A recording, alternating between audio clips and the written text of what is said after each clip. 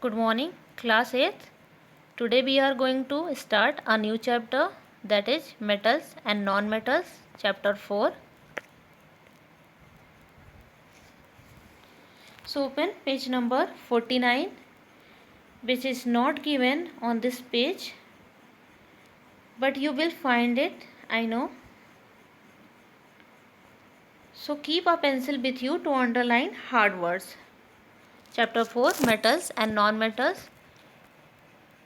This chapter has some learning objectives to know about the general characteristics of metals and non-metals, the physical and chemical properties of metals and non-metals, the uses of metals and non-metals.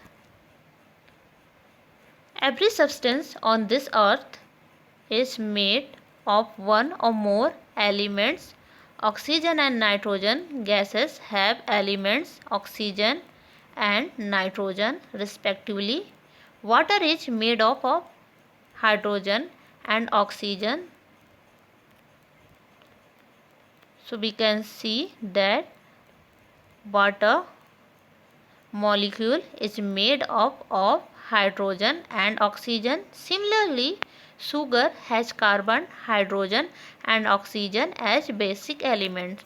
So sugar has C6H12O6 is a formula of sugar, and we can see that sugar has carbon, hydrogen and oxygen as basic elements.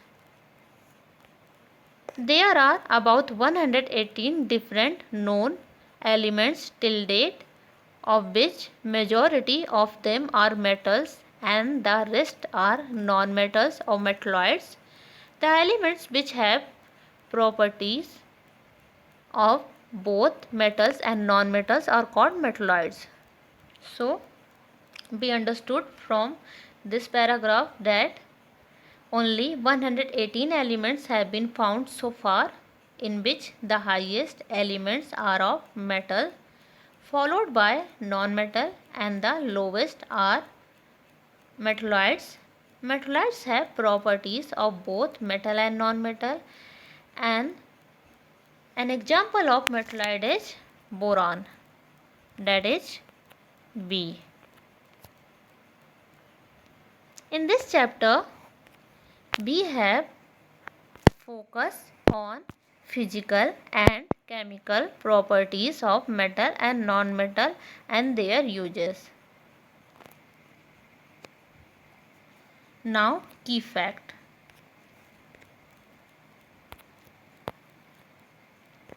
Metals are found in free and combined state. Underline this word, combined state means in mixed state. In the Earth's crust, highly unreactive metals like gold are found in free state. So we have seen that gold is found in free state and it is highly unreactive. Do you know, students, food items are also very reactive because they rot or spoil when exposed to water and air. So it means that gold does not react with air and water. That's why it is unreactive. Now next, whereas those which are highly reactive are found in combined state. So those metals which are found in combined state are highly reactive. For example, aluminium is found as bauxite and iron as hematite in the Earth's crust. So bauxite and hematite both are reactive because they found in combined state. You can see the formula of bauxite as Al2H2O4.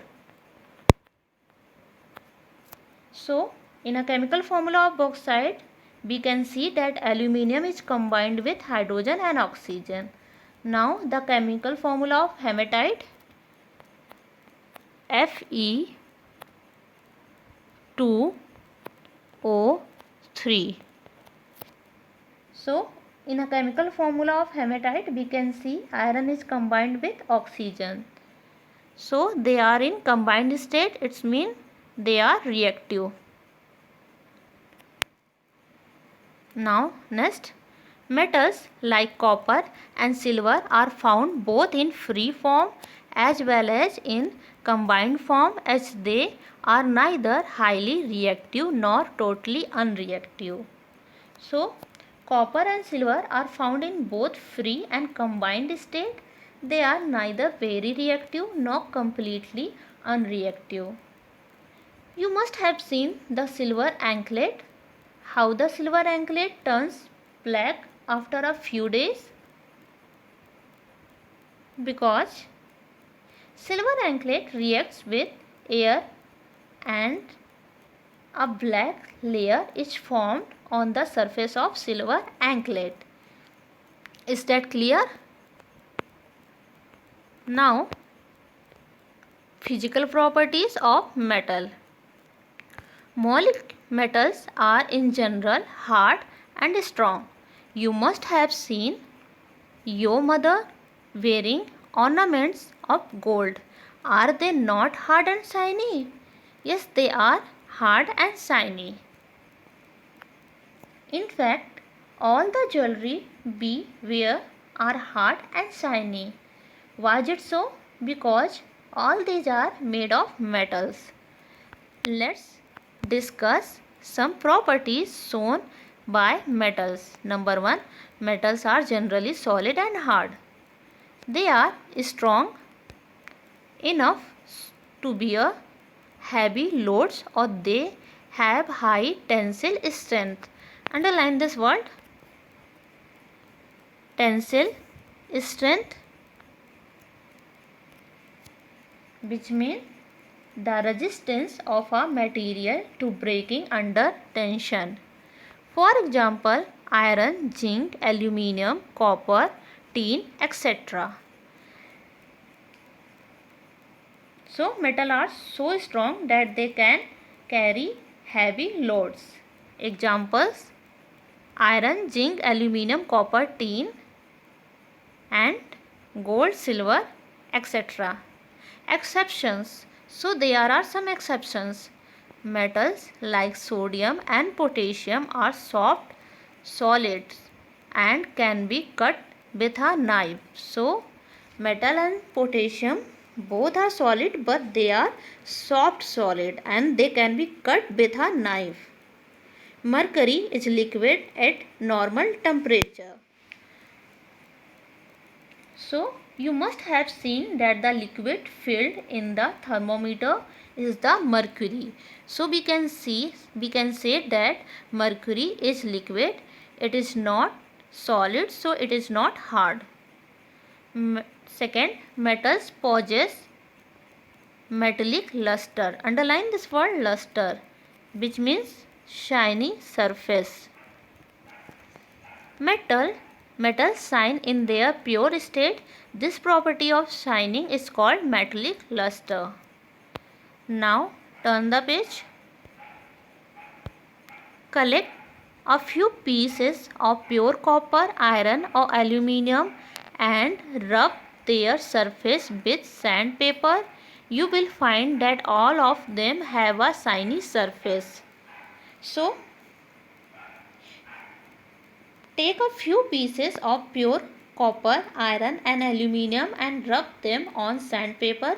You will find that they are all shiny. Gold has yellow luster, means gold has yellow shiny surface, whereas copper has reddish brown. Iron, silver, magnesium and aluminium have white lustrous surface, means white shiny surfaces. So students, that's all for today. We will start from metals are malleable in the next class. So thank you class.